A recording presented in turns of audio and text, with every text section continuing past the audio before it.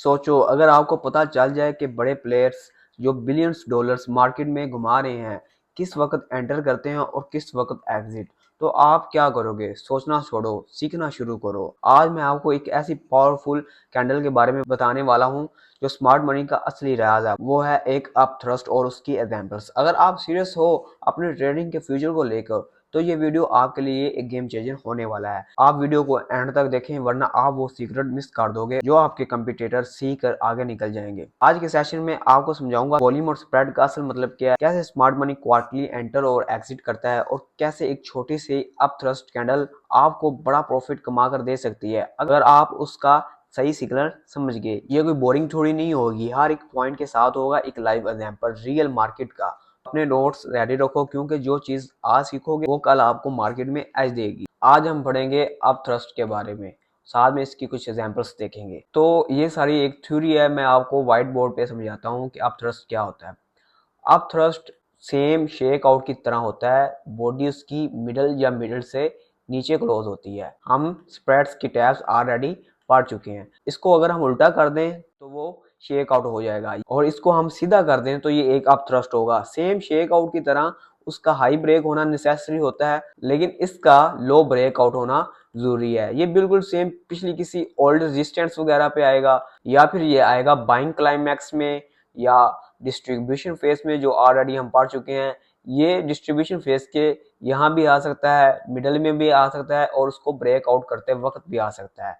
जो रेंज होगी दरमियान में उस दरमियान में भी आ सकता है, लेकिन इसकी एक इम्पोर्टेंट चीज है, इसका लो ब्रेकआउट होना नेसेसरी है। लो अगर ब्रेकआउट ना हुआ तो हमारा अप थ्रस्ट कंफर्म नहीं होगा। लेकिन उससे पहले हमारे शेक आउट का हाई ब्रेक हो जाए और वहां पर कैंडल भी क्लोज हो जाए तो वो हमारा शेक आउट टोटली फेल हो जाएगा। चाहे वो बाद में आके नीचे लो ब्रेक भी करते हैं, लेकिन नहीं, उसका फौरी लो ब्रेक होना चाहिए उसके हाई ब्रेक आउट होने से पहले। Same to same shake out की तरह। शेक आउट क्या होता था? वो पिछली किसी स्पॉट पे आता था या फिर वो आता था जब वो अकोमुलेशन फेज का ब्रेकआउट कर रहा हो, सेलिंग क्लाइमैक्स का ब्रेकआउट कर रहा हो। तो ये भी एक कंफर्म सिग्नल था बाय का। सेम इसी तरह सेल का एक कंफर्म सिग्नल है जब इसका लो ब्रेकआउट हो जाए। अब हम इसको समझते हैं एग्जांपल्स के साथ और उसको देखते हैं कि शेकआउट कितना पावरफुल है, हमारी VS6 की ट्रेडिंग स्ट्रेटजी में हमें कैसे हेल्प कर सकता है। Shakeout on high volume.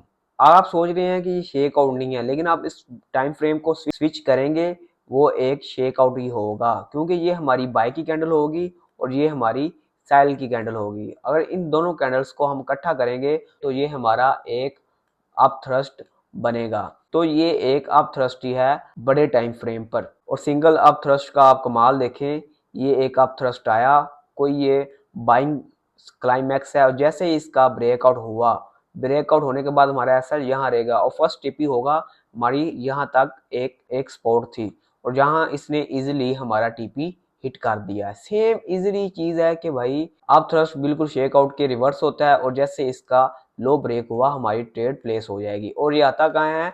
Distribution phase के अंदर आ जाएगा, इधर आ जाएगा, नीचे ब्रेकआउट करते वक्त आ सकता है। और ये अब थ्रस्ट लास्ट मूव होती है कि जितने इनको एसएल मिले हिट करके अपनी डायरेक्शन को कंटिन्यू कर सके। अब आप ये देख रहे हैं कि यहाँ पे उसने शेक आउट भी दे दिया और अप थ्रस्ट भी दे दिया। मैंने आपको एक बात समझाई थी, जब शेक आउट आ जाए तो उसका हाई ब्रेक होना जरूरी है। अगर आप इसको जूम करके देखेंगे तो हाई ब्रेकआउट नहीं हो रहा।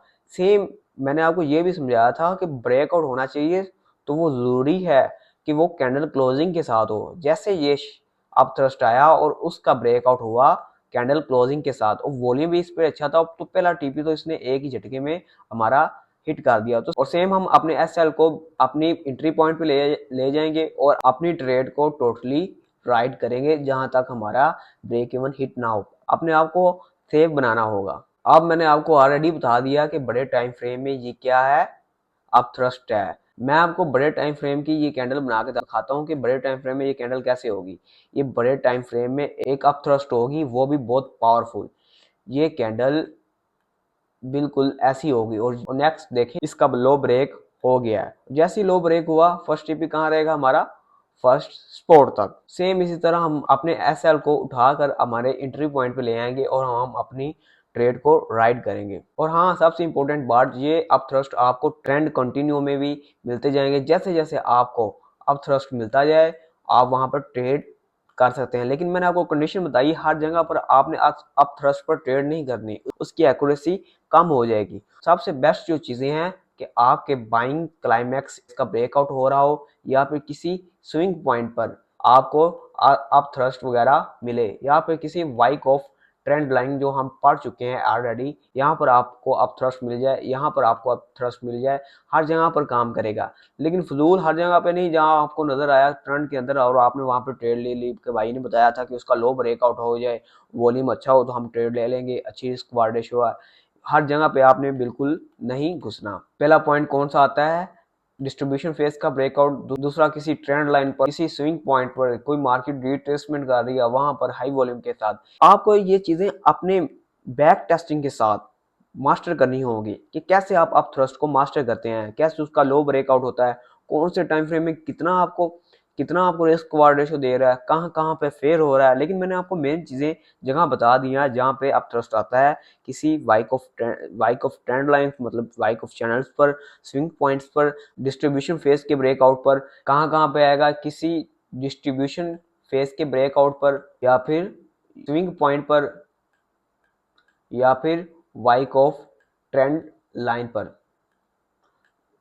ये जो मेन चीजें हैं जो मैंने इसको टेस्ट किया, बाकी आप भी ढूंढिएगा कि ज़्यादा ये कहाँ पर काम कर रहा है। अगर आपने इस वीडियो को ध्यान से देखा तो आज आप समझ चुके होंगे कि मार्केट में सिर्फ प्राइस देखना काफ़ी नहीं है, वॉल्यूम और स्प्रेड की कहानी समझना जरूरी है। अप थ्रस्ट एक सिग्नल नहीं, एक छुपा हुआ मैसेज है स्मार्ट मनी का, जो सिर्फ कुछ लोग ही पढ़ पाते हैं, और अब आप उन कुछ लोगों में शामिल हो गए हैं। लेकिन ये सिर्फ शुरुआत है। मैं चाहूंगा कि आप इस नॉलेज को अप्लाई करो, चार्ट पे जाकर रियल प्रैक्टिस करो, ट्रेडिंग में नए स्टैंडर्ड सेट करो। क्या आप तैयार हो अपने आप को सीरियस ट्रेडर बनाने के लिए? तो ऐसे ही और डीप डाइव लेसन के लिए चैनल को सब्सक्राइब करो, बेल आइकन को हिट करो, ताकि मार्केट का एक भी सीक्रेट आपसे मिस ना हो। हम मिलते हैं नेक्स्ट वीडियो में। Master the mind and master the market.